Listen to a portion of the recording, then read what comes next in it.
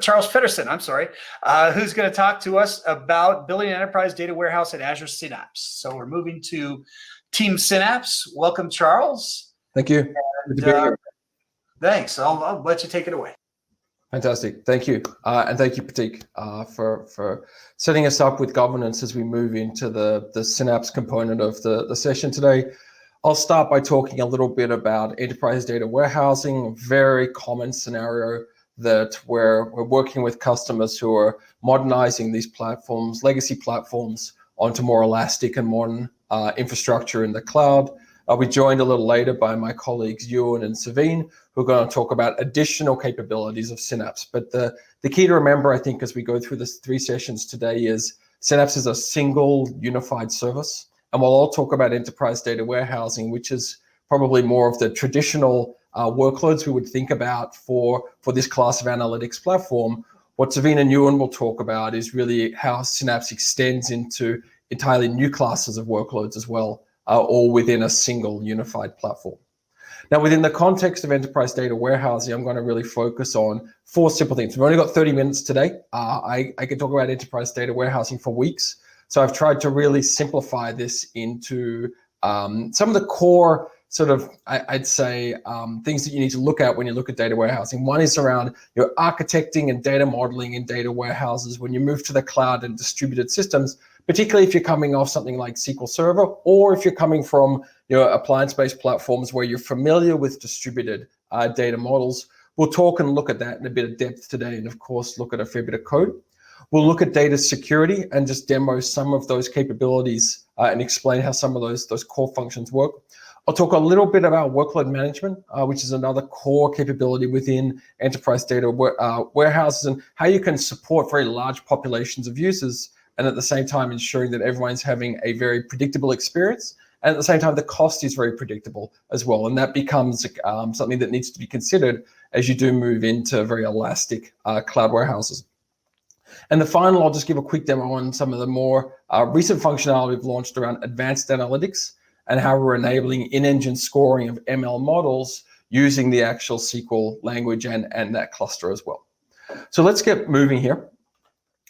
At the top, I just want to remind everyone that this is a unified experience within Synapse. The scope of the conversation that I will have today will be around the SQL analytics runtime and the data warehouse storage. Ewan is going to talk more about Spark over the data lake storage and looking at Synapse Link as well. That's where Savine's going to point with some of the integration topics as well. So we're going to try and hit the totality of Synapse today, but I just wanted to frame this up before we move into the next 3 sessions. Now, Synapse in the SQL form factor itself has 2 actual modalities of consumption. There is a serverless form factor today that's a pay-per-query model. It's really geared toward ad hoc exploration over the data lake, and also data transformation that you can then operationalize into pipelines. I'm not going to focus so much on serverless today. I'm going to focus on dedicated. And the reason that we really think about dedicated as being the ideal platform for enterprise data warehouse workloads is that the clusters are persisted with a hierarchical cache. It gives you that really highest levels of performance, which is really one of the characteristics that everyone is looking for in any analytics platform, but particularly their enterprise data warehouse. And so today I'm going to focus primarily on the dedicated form factor. Now, in that dedicated form factor, we think of dedicated as having scalability attributes that can suit any class of workload. The elasticity of the cluster means that you can scale down really to what is only a handful of compute cores, or scale actually into thousands of compute cores as well. And that scalability means that you've got the capability to set the mark or set the scale point suitable to a given workload. The storage in and of itself is completely separated from the compute, and it's bottomless for columnar storage in the platform as well. And we have customers, of course, who are running Synapse economically at multiple different scale points, of course, all driven by the characteristics of their workload. Now let's start to get into some of the more technical details of enterprise data warehousing in Synapse, starting with data modeling. Now, Synapse has a very complete storage system, and I'm going to explain each of these 8 features. But the value here for customers when they're deploying and running Synapse in production is that the combination of these 8 storage structures is unique amongst cloud warehouses today. And it enables you to structure your data in such a way that it reduces the I/O all the way down to the storage, which is, as I mentioned, separated from compute. This accrues to significant value for running the clusters in production and potential cost savings. When you've got structures that enable the query processor to identify smaller amounts of data that it needs on a per query basis, that has a knock-on effect of moving less data over the network, so that's faster. You put less data in the cache of the cluster and you process less data. And because the cache and the CPU is co-located in a single cluster, if you have a lower requirement on those resources, you can run smaller clusters to achieve the same output. And that ultimately means you spend less on that cluster. Now, these 8 features that accrue to this: a columnar storage, which has pretty much been an industry standard for analytics for quite a while now, an explicit ordering of that columnar store, so that you get an ordering of a column of data within the table, so that when you filter on that table, we can do things at the storage system to isolate or eliminate a lot of the row groups and columns that aren't required for that query. We support replicated and distributed tables, which enables co-location of joins on a single node, even in a distributed system, and that eliminates a lot of data movement. We provide table partitioning, which is traditionally used extensively in data warehouses, particularly for those large fact tables where you've got time series data that probably dates back over multiple years. And partitioning, it gives you another structure to eliminate a lot of the data where you're filtering on that date time, because we can ignore partitions that are not relevant to that query.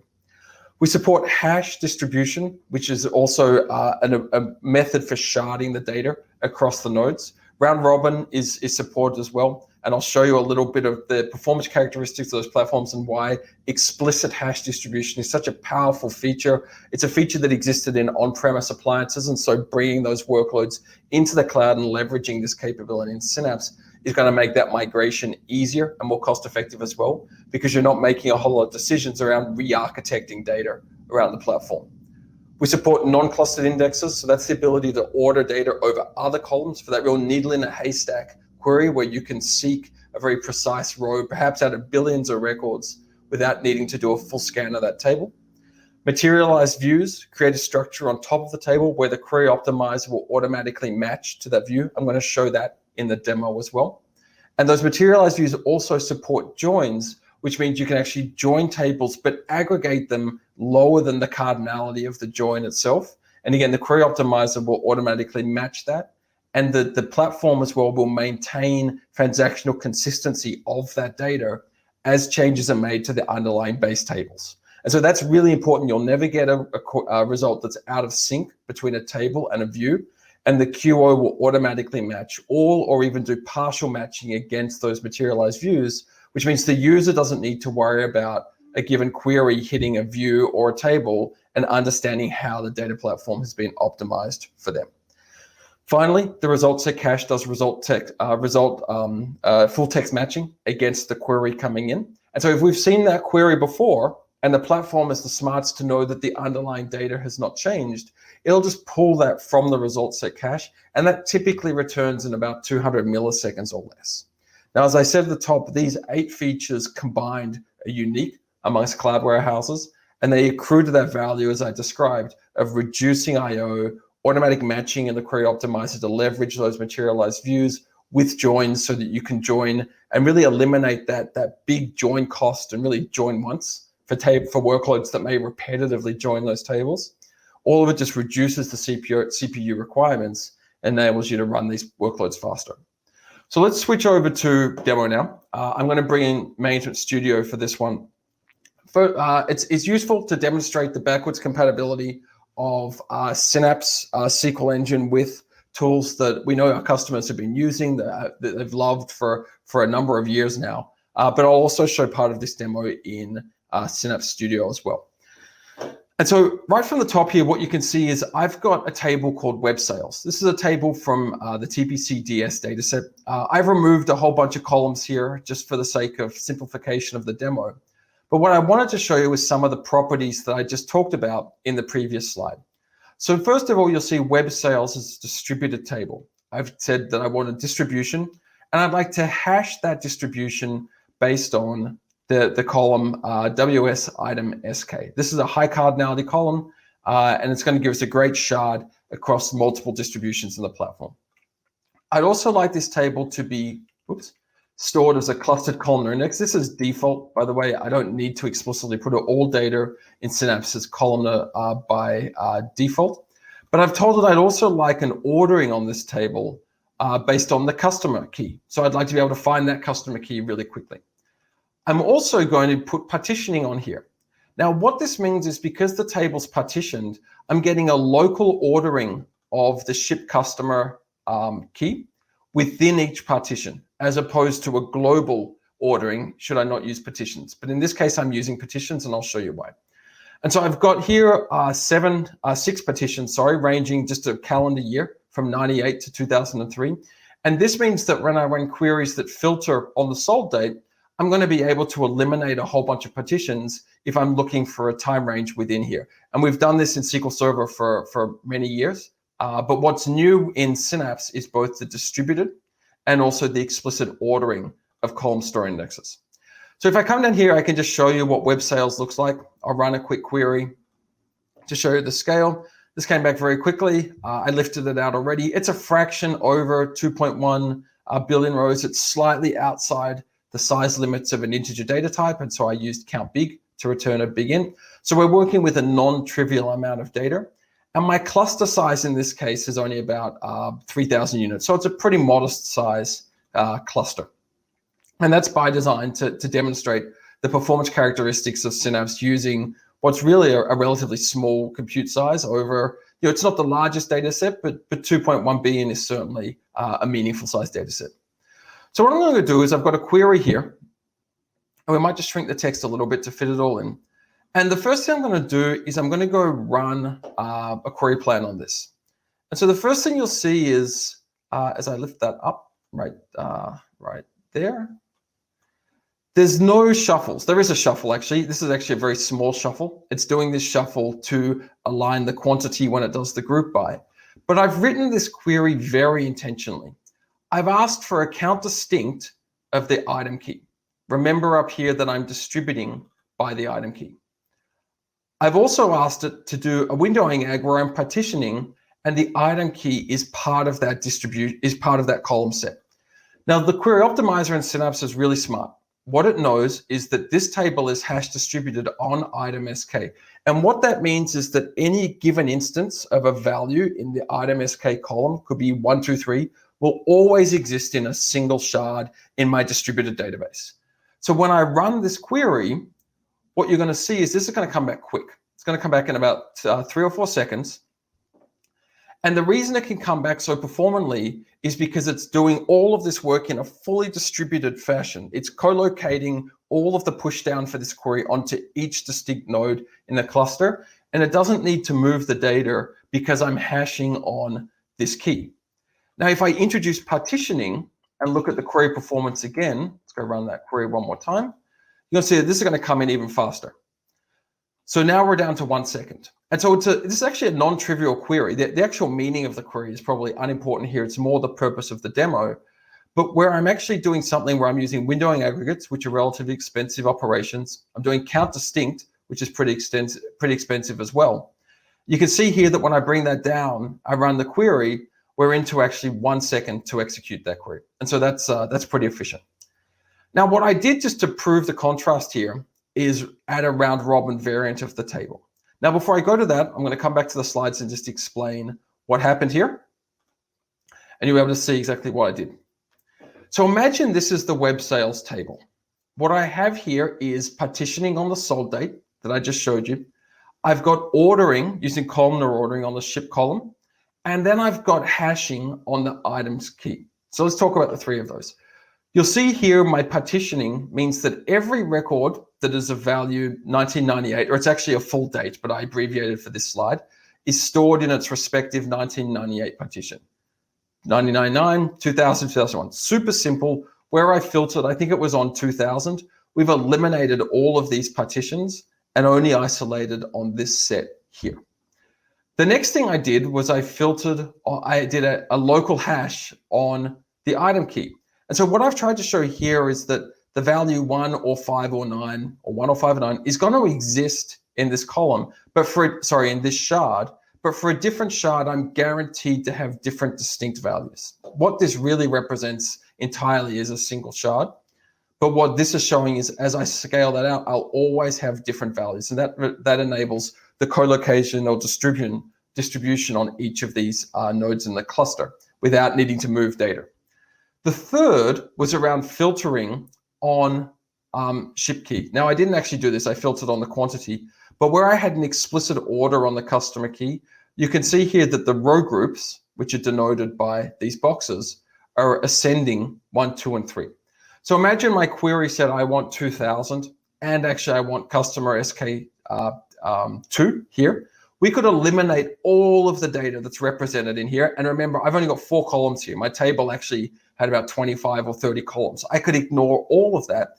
And the query processor and storage engine understands exactly how to zero in right on this block of data to resolve my query. And so you can see how we're eliminating that scan of both the table by using columnar. We're only hitting the columns we need. We're only hitting the partitions we need.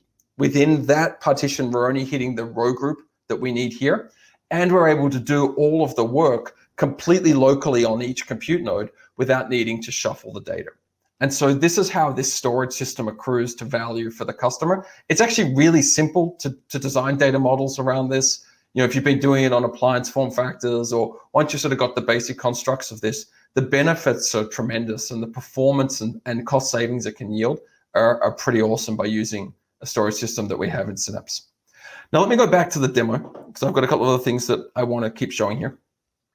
So I'm going to do the same thing with a round robin table. Everything is exactly the same, but it's a round robin distribution. And so I'm going to come back and run exactly the same query. And so let's go do that. And I'm going to leave my query back to 1 and 3 again. I'm going to have to shrink that a little bit to make sure I don't miss any. So we'll go on this. This is going to take a little longer. Now, I warmed this up before the session, so you should assume that we're running cached. And we're doing some data movement here to run the query. So it's still not bad. We're coming back in 8 seconds. But because the table's not leveraging that hash distribution, we'll always run, but it just takes a little longer. And this is the benefit of that hash distributed storage system. It'll just prove that I can run it again. It's only going to run in 7 or 8 seconds, as I showed you. Now, the table is partitioned, however. And so all of these features, these storage features, really intersect with each other. And so should I run that again now and hit one of my partitions, I would expect this to come back quicker. We've isolated the partition. We've reduced the movement. Looks like it's taken a little longer. But maybe I need to warm this one up. But you can see this is gonna finish hopefully relatively soon. The beauty of a live demo. I'm actually going to keep moving here just in the interest of time. Now, if I move down further and isolate, what I'm going to show you is specifically what that local execution does on a compute node. Here's count distinct on my distribution column. So this is not too bad. We came back in, 0 seconds. Now, let me show you if I go run that on a non-distributed column, on the non-hash column. You're going to see this takes a little longer because we need to shuffle the values to co-locate distinct values onto the node and then do that count distinct. Now, it's not quite a fair test. You'll say, well, the first count distinct was 360,000 rows. This is far more rows, so that's more resource intensive. That's a true statement. But let me show you how I can solve for that with materialized views. So here I created a materialized view earlier. And the really nice thing about materialized views in Synapse is they also let me hash distribute. So now I've got a materialized view that's aggregating pre-aggregating some records from this table, but it's distributed on a different key. So let's come back down and I'm going to run effectively the same query. I picked a slightly different column here. This is billing customer key. This is shipping customer key. So they're about the same levels of cardinality, which means I'm going to be pretty equal to what I showed before. But I'm going to query web sales. Now, let me show you what the plan looks like for this one. If I come over get, I was querying the web sales, the web sales table, but you can see my output list here is the database.schema.dbo.materialized view shipping data. So this is where the query optimizer has automatically matched a query that was targeted at a table to hit the view because the performance is better. This should take 6 or 7 seconds on the table, but when it hits my materialized view, it comes back instantaneously. And so that's really nice as well. And you can see how these materialized views, again, give you really, in some cases, orders of magnitude performance gains over running it directly against the table. And if I was to add records to the web sales table, well, of course, as I mentioned, guarantee the transactional consistency so the view is updated as well. Let's now switch over to replicate tables. What I did here is I've got dim date or date dim. And I've got two versions of this table as well. One is replicate and one is actually round robin distributed. So they exist already. I don't need to create them, but I have two queries here. And so you should imagine replicate tables are commonly used for dimensional tables, date dimensions, customer dimensions, product dimensions, those smaller tables that typically star join into those distributed fact tables. Now, because I've got web sales, which is distributed, and date dim, which is distributed, the optimizer is going to determine that date dim is smaller, and it's going to broadcast that out to the nodes of the cluster to co-locate the join. And you can actually see that. Actually, that's the wrong one. Sorry, that's the round robin one here that I can run. You're going to see that broadcast join right here. So this will be the date dim table up right there, and it's done a broadcast that can then co-locate the join. But if we want to eliminate the cost of that movement at all, I can use replicated.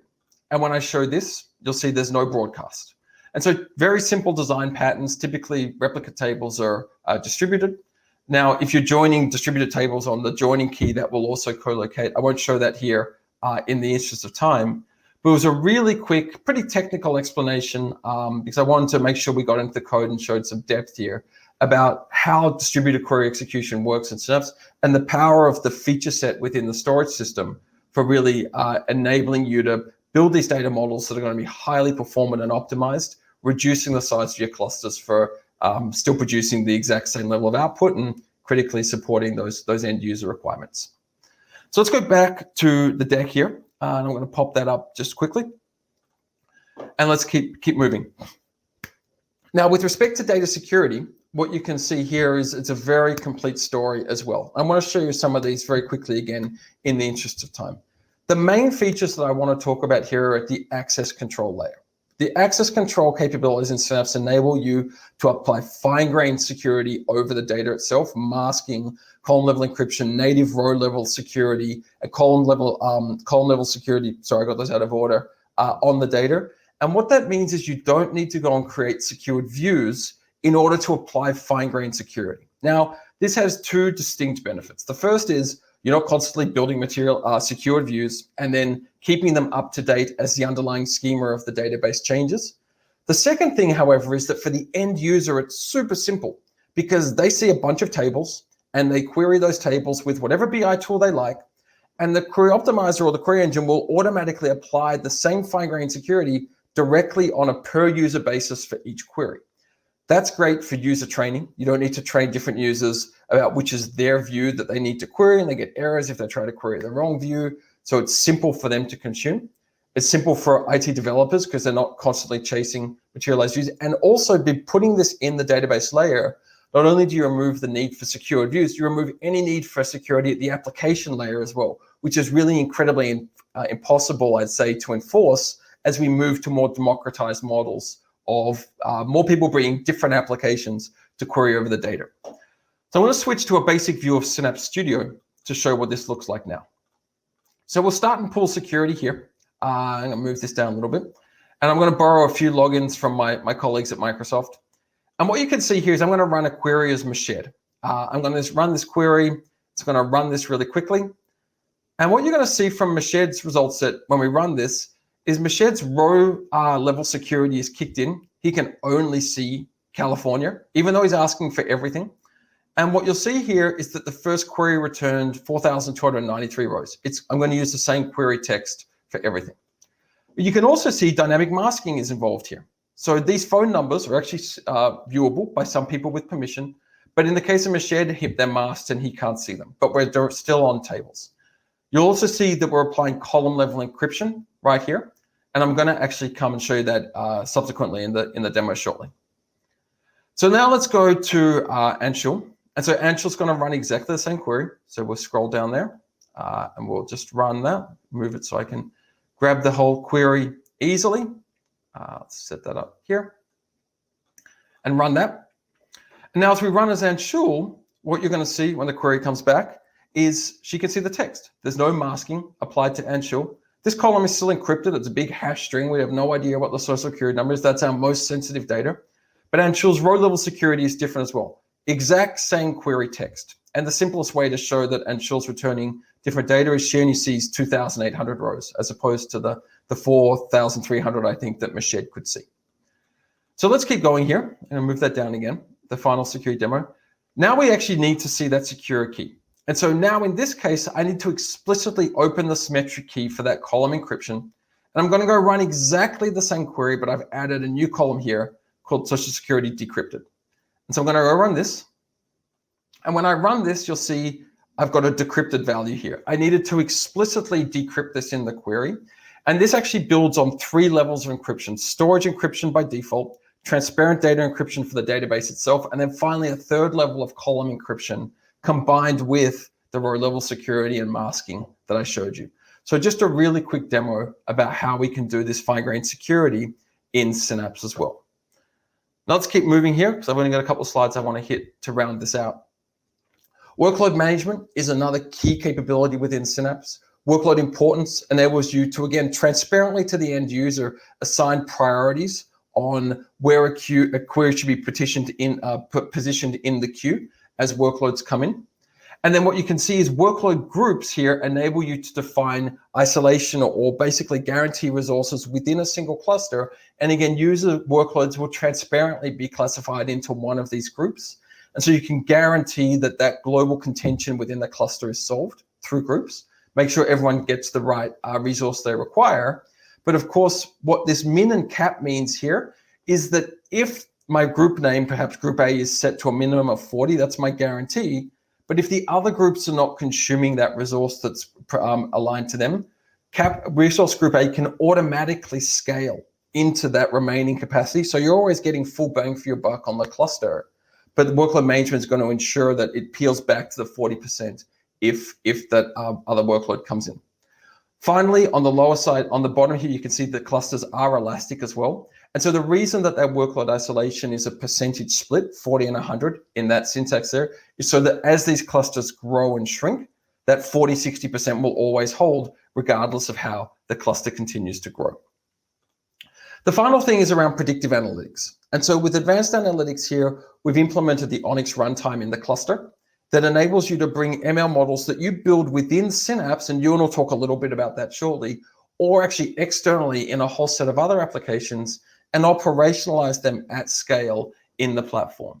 Now I can show you what that looks like as well. Just quickly, I'm going to flip back over to my demo that I had up and show you what predict looks like here. So in this model, I've got some data. It's a different database, but I'm using an ML model. And what I'm going to go do here is call that model, where model is a model in my table. I'm plugging in some data and I'm saying the runtime is Onyx. The most important thing here is this total amount column. It's not a column in the database. It's going to be calculated at runtime as a prediction based on the inputs of these other columns. And so when I run this, I'm going to run this quickly. What you're going to see here is the total amount column is a prediction. We're calculating this prediction in engine. So in a distributed manner, the Onyx runtime is running in each of the compute nodes. No data is leaving the cluster when I run this. I'm not dependent on an external storage system using REST APIs, which will have a massive impact on my query performance. If I start to move rows from what's a highly performant, vectorized query out to a REST API, there's no additional cost for the scoring service either, of course. And then I think most critically, because you've got this really secure platform set up, and really the compliance boundary of that data is Synapse and perhaps even that cluster, being able to do these predictions in the cluster means you're not externalizing this data out to other entities as well. And so as we start to wrap up here and tie a ribbon around everything we've talked about, Onyx gives you the ability to run these predictions directly in the cluster. I just talked about some of the benefits of doing that. Synapse Studio itself, is a rich development experience. You're going to see a whole lot of other experiences for developing other code as Ewan and Savine walk you through it today. And we also have a very rich ecosystem of other applications that integrate with Synapse. So if you're migrating and bringing other applications, you should be pretty confident that their integration with Synapse is good. And you're going to be able to bring a lot of existing investments as part of that cloud migration. So with that, I will wrap up. Thank everyone for the time. I think we're right on the minute. And I'll perhaps hand over to Ewan, I think. Yes, thanks. Thank you very much. Yeah, we're not going to have time for questions on this segment, but at aka.ms/learntv, you can ask your questions via text, and we can convey some answers as well. I'm also going to share some links. I've already shared some, but I'm going to share some links about how you can set up some of the things that you just showed with Visual Studio Code as well. Used MS Studio, MS SQL Studio, and the Synapse Studio. There are similar ways you can do things with Visual Studio Code as well, which is pretty cool. I found it sort of buried in the docs, which I shared in links too.